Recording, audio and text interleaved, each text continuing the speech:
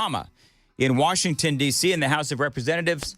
Congressman Scott DesJarlais is joining us here on WTN. Congressman, I know that it's been some long hours for you. How are you feeling this morning? Well, I'm glad that we got it done. As you said, there's a little drama, but it seems like that's the order of business these days. So I'm glad that we got it across the finish line. What time did everything end? Well, we started with a couple suspension votes, and the budget bill was sandwiched in between. The first suspension was open for over an hour where they were arguing with a handful of people that apparently hadn't gotten to yes. Normally we don't go to the floor until we know we have the votes. And so, yeah, the Democrats were getting testy and yelling, and then they put the second suspension up, which usually means we failed and they didn't get the right people on board. So we had actually, probably over 2 hours voted on two suspensions, and then I was headed back to the office, and we get a notice to come back to the floor.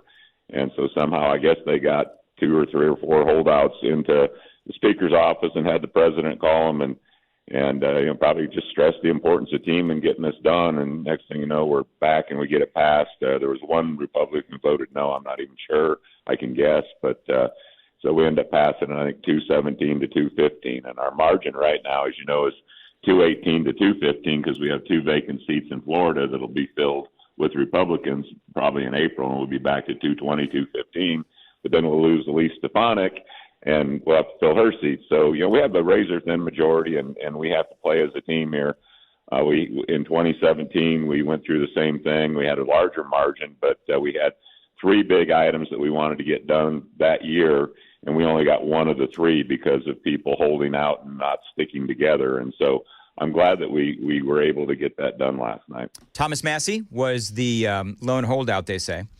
For the Republicans. that would have been my guess. He's a libertarian from Kentucky, nice guy, very similar to Rand Paul, but hard to sway. Well, there are reports now that one of your fellow congressmen from Tennessee, Tim Burchett, got a call from President Trump. Can you confirm that actually happened? I've got a text out to the congressman, but I'm kind of curious as to what those phone calls are like.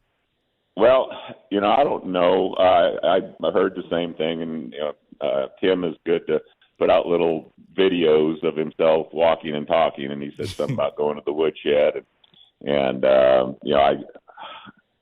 my guess is that President Trump, doesn't mind talking to people if they have real concerns, if they're just seeking attention or want to talk to the president. There's better ways to do that.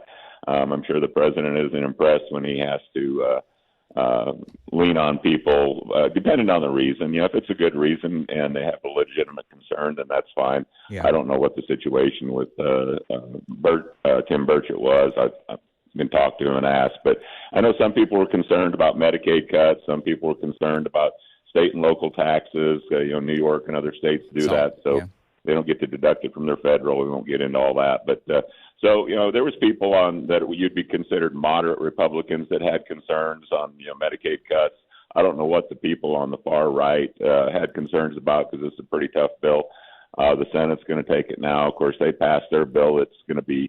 They wanted to do 2 reconciliation bills, which I think is dangerous. I think we can get it all done in one on the first try. That's going to be better in the long run because these things can fall apart in a hurry, as you saw. Yeah, they sure can. Let's see here. $4.5 trillion in tax cuts survives the House votes. Obviously, that is a victory for Trump. This is just an extension of the 2017 tax cuts? Exactly. Everybody who's married filing jointly gets a standard deduction of $29,200, and the tax brackets are set. If that were to expire, that's what taxes would increase like 22% on the average person. And so, the Democrats like to say this is just tax cuts for billionaires, but I know it affects me and pretty much everyone I know across the income spectrum. That saves them a lot of money, and we want to pay federal debts through different means. Trump, obviously talks about tariffs and keeping taxes low keeps money in Americans' pockets. And in the meantime, we're working on cutting government waste. And I think you mentioned that we're going to get around to talking about DOGE and Elon Musk at some point as well. Yeah. So one thing, the resolution fulfilled Donald Trump's directive to act on the debt limit, raising it by $4 trillion next couple of years. And so talk about that, because that is something obviously Thomas Massey, Tim Burchett, a lot of folks, you have talked about this as well, where we do have this debt limit and there has been a cap on it. Donald Trump wanted some wiggle room. I think that's probably the best way to describe it. Maybe there's a better way to describe it. Yeah. But there are some budget hawks that will look at that and say that that was the wrong thing to do, to raise that debt limit $4 trillion. Talk about the criticisms that no doubt some people will level against Republicans for doing that. Well, the government is a very poorly run business, if you want to look at it as a business, and it's run on taxpayer money. But there's an adage in business, and Trump's a developer. You got to have money to make money. And if you don't have the flexibility to implement new ideas, to bring industries back to the United States, to create jobs back here in the United States and quit relying on foreign entities for pharmaceuticals, auto parts, you name it, then you're going to fail. And to not raise the debt limit, I came here, I was the same way. I think I voted against almost all debt limit increases. But bottom line is, people say, well, do not do any deficit spending, balance the budget. Then the only way to do that now is to cut Social Security, to cut Medicare, to cut defense. And, those are the three big drivers of our debt.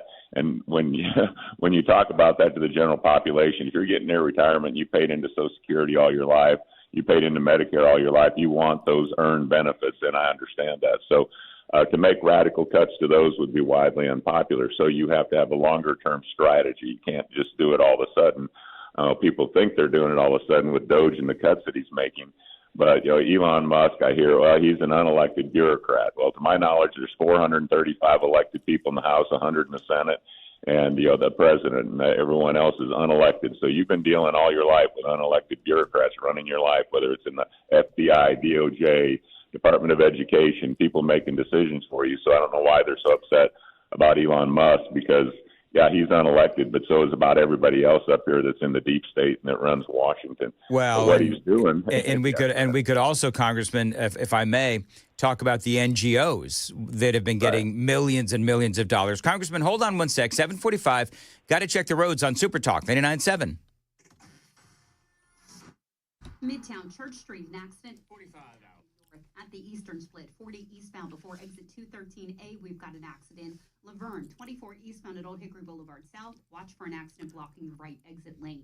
I'm Christy O'Brien. Weather today, a high of 72 and partly cloudy right now, 42 degrees at WTN. Congressman Scott DesJarlais is joining us on the Newsmaker Hotline on Nashville's Morning News. Congressman, let me ask you, as far as Elon Musk and as far as DOGE, need some audio if I could, KGB.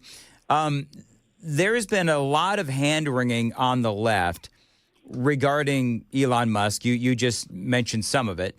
And I guess part of my question would be, are you satisfied with what you're seeing so far? There were some reports that there were some Republicans, specifically in the House, that have been frustrated with Elon Musk and how he's been working things through DOGE, and lack of communication, these kinds of things.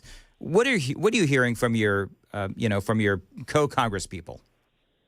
Yeah, well, I kind of looked at that because there was a couple articles out. Republicans are complaining. One is Lisa Murkowski from Alaska, almost a Democrat. And there's been a couple guys that went to town halls. There was one in Georgia, Dr. McCormick, I think his name is, and the town halls are being infiltrated by, I don't know if you remember Indivisible Tennessee, but it was started in the Obama era. So you announce a town hall, and they get hijacked by these folks that come in. They're almost like paid protesters. And so they're the ones screaming. I pay attention to who's calling the office, and I get updates every day from my staff, who's calling and what they're saying. We're not getting a lot of complaints from conservatives and Republicans that make up about 70% of my constituency. Most of them are coming from people that seem like, they're being paid or told to call the office, because not too many people I know who voted for President Trump, which was, 70% of my district, wanted him to make cuts to bureaucracy, to make cuts to the federal budget. And there's a lot of dead wood in the government. There's the office space that's unoccupied. There's employees that aren't doing anything. I think it's genius that Elon Musk asked people, if you can't answer a question of 5 things you did last week, you must not be very productive or you're on vacation, in which case you could say I'm on vacation. I could give you 50 things I did yesterday.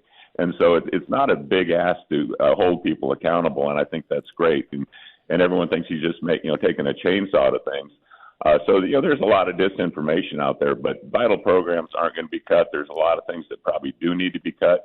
And if you're going to raise the debt ceiling, but at the same time you're making $1 trillion in cuts this next year, and you're going to continue to move that forward, I think that's what the people voted for. Get rid of waste, fraud, and abuse. If there's 42 million people on food stamps in the United States that you find out 10 or 15 million of those are here illegally, I don't think most people would be cool with that. So, what he's doing is going in there and taking a look. So everything he's looking at isn't going to get cut, but the things that are egregious should go away, and I think most people would agree with that. So, we need to be careful not to cut vital programs, not just take a broad swath, and we need to look closer. But, what he's doing right now is a 30,000-foot level at government waste, fraud, and abuse, and then we're going to fine-tune it. And if he can cut $1 trillion in a year, that's amazing. And so, I'm for what he's doing. I think he's doing a great job. I don't think he has ulterior motives, and it's really, he's running on Trump's promises. We want to make American energy independence a thing again. We want to cut regulations. We want to secure the border. We want to strengthen national defense, an area near and dear to me with the work I've been doing on strategic forces. And so I think we're headed in the right direction, and I think the president is delivering on his promises at warp speed. Congressman, last question here in our remaining moments. It looks like there is a deal with Zelensky and Ukraine, $500 billion total agreement where the United States and Trump has worked all this out. We're going to get access to some of their minerals and some of their ports and some other resources there in Ukraine. Your thoughts on the American people getting paid back for the investment that we've made into Ukraine?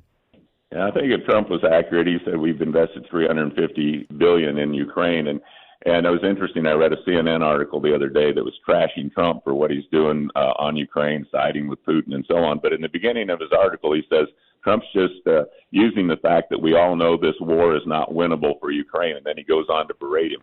Well, let's start with that. If the war's not winnable, it needs to end somehow. And we've had endless wars in Afghanistan. I think the American in Vietnam, all these things where we spent blood and treasure, and we've got nothing for it. The European nations have given about $100 billion, did it on a loan. So I think what he's doing is right. The war needs to end. If everyone admits that Ukraine can't win the war and drive Russia out, we're going to have some kind of a peace settlement. I don't like what happened there, but our focus now is mainly on China. So I like what he did to NATO, saying, hey, you need to police your own backyard. We need to focus on the Indo-Pacific where, the real action is heating up. And, we can't fight a two-front war with two major adversaries. So, I think Trump's got a good approach there. And, if everybody knew everything that was going on with these peer adversaries, I think that it would get their full attention. So, what he's done in Ukraine, I think will end up being popular in the end. But, anything he does, the media is going to demagogue, and it's just the life we live. It is. All right, Congressman Scott DesJarlais,